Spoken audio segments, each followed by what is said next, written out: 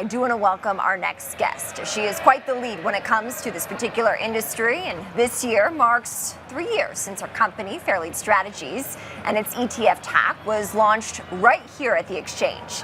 So joining me now to discuss the anniversary as well as what to expect in this market is Katie Stockton, founder and managing partner at Fairlead Strategies. Katie, welcome. Thank you. It's good to be here. Yes. Always. Great to have you here at the Stock Exchange always as well. Congratulations. Thank you. We're excited. It's a nice milestone to reach, for It's sure. an incredible milestone. 3 years in. Where does TAC stand? So TAC has really proven to be a very good conservative way to invest in the market via the sectors, and to do so with nice limited drawdowns, sort of a lower beta, lower correlation to the S&P 500 as well. And in doing so, it's really helped people manage risk and still participate on the upside. So it's been a great performer. We're very proud of it. Talk to us about some of the holdings within this fund that could be good options for some of our viewers, especially in this environment. So what TAC does, it uses sector rotation as its primary strategy. And what's great about the ETF wrapper around that kind of strategy is it limits some of the tax implications of trading in and out of these sector spider ETFs that we use. So we have a wrapper around this strategy, and by moving in and out of the sectors, we can leverage their long-term momentum characteristics. We're using month-end closing data to limit some of the noise of the market, of which there's plenty of it, of course. Yes. And we also use asset allocation to limit drawdowns, and that's been very successful for us, moving portions of the fund into short-term treasuries, long-term treasuries, and gold exposure. And that's helped not only limit the drawdown, but sort of manage through a diversified perspective of asset allocation. In this current in-market environment, Katie, how should our viewers think about considering TAC within their broader portfolio? I think of TAC as a very good core long-term holding, something that ideally you don't have to worry about, a dynamic alternative to buy and hold, really, and also an alternative to the traditional 60-40 model. So wherever that fits in a portfolio, that's where TAC can go. I like the idea of having TAC as a core and then building different exposure around it, sort of satellite positions perhaps when the market is very strong in higher beta stocks, technology.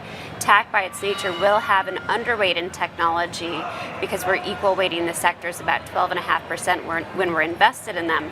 So with that in mind, when the market's on fire, we want to make sure that we have that technology or growthy exposure beefed up. Right now, of course, that's not the case. Yeah. How would you describe the current state of the market? You know, volatility has obviously picked up as of Q1 here, and I think that's something that was signaled in Q4, if not even sooner than that, in our momentum gauges. So the momentum has shifted. It's not negative on a long-term basis, but it's definitely gone from strong upside momentum to now something that's more neutral at best. We have a lot of overbought downturns on the monthly charts as of March, really as of the end of March today, and that is something that suggests that this kind of trading range, this choppy action, could stay with the market really for the balance of the year. Interesting. So holistically, of course, TAC is something that you recommend that our viewers take a look at. The next 3 years, what are your goals with this fund? The goal is to see it continue to do really what it's already done, meaning that it's built on sort of capital returns. We're trying to post good returns for our investors, of course, but to do so while limiting that drawdown during riskier tapes, like we have right now, arguably. Now, TAC is really compelling in that we can have one sector, we can have 8 sectors. So when we have one sector, we'd have pretty sizable positions in the gold and the treasuries. And so at any given time, it may hold that kind of level of risk-off exposure. So it's something that you can trust to do the work for you effectively. What are the biggest questions that you're fielding from clients in this environment? I think, how low can we go? And is this a bear cycle or is it just a correction? That's really the thing that's on people's minds right now. Emotions are running pretty high, so we are looking for some kind of relief rally for a better selling opportunity. But with the downdraft, as you could imagine, a lot of things are broken on their charts, meaning that the breakdowns would suggest that we have at least moved into a trading range environment at best. And we've seen a real shift out of technology, and that's been associated with this loss of momentum more broadly. So that's something that's meaningful, certainly relative to what we got accustomed to last year.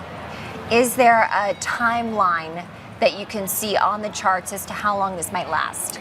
There is actually, and there's no precision here, but our indicators do give a sense of timelines. And for us, we have about 9 months assigned to this potentially higher volatility environment.